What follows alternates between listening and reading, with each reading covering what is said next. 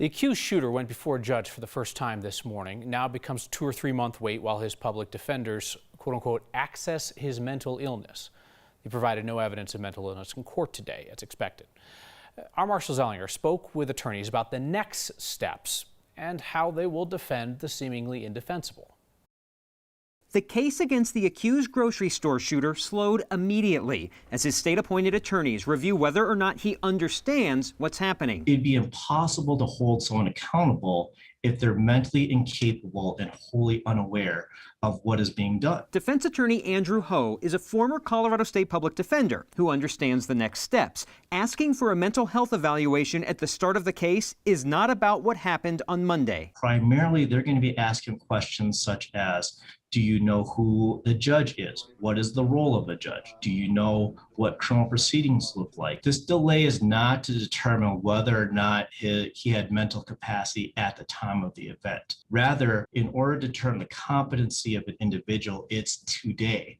As of today, what is your mental health like? Take, for instance, the accused Colorado Springs Planned Parenthood shooter. His 2015 case really has not progressed past the stage we're at today in Boulder because he's been deemed incompetent to understand the trial. There have been times where I have talked to a client initially and felt that they were completely competent, only later to realize from their actions or words that I overspoke and that I needed to have them looked at. You know Scott Robinson from Watching 9 News. He's a defense attorney who sometimes has to defend his role in a case. The most common question asked of defense attorneys is, how can you represent someone you know to be guilty? And the answer is, to the best of your ability, using legitimate defenses and providing only truthful testimony. Asked another way, defense attorneys sometimes hear, how do you sleep at night? It becomes difficult to sleep at night if you are willing to sacrifice our constitutional principles for certain individuals just because of what they're accused of. We're used to seeing defendants in court for the first time, then a few days later an entry of plea, and then a preliminary hearing where we see a sample of the evidence that justify the charges.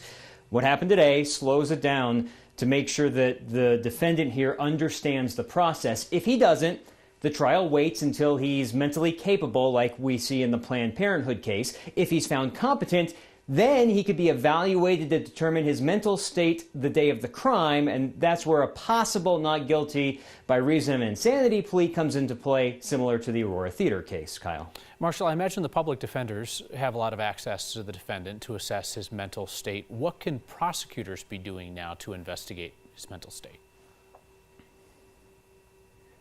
I spoke with some former prosecutors from the Aurora Theater case. Some of the things that were mentioned were have a camera on him in jail over the next few weeks and months and find out, does he eat his meals? Does he throw it at the wall? Does he request books to read by title? And do they seem, quote unquote, normal? Are his behaviors when he is in custody what you would want to show a jury to prove? They're saying one thing, but look at this video along the way and it might say something else. Appreciate it. That was real insight on how this part of the judicial process works. Thank you, Marshall.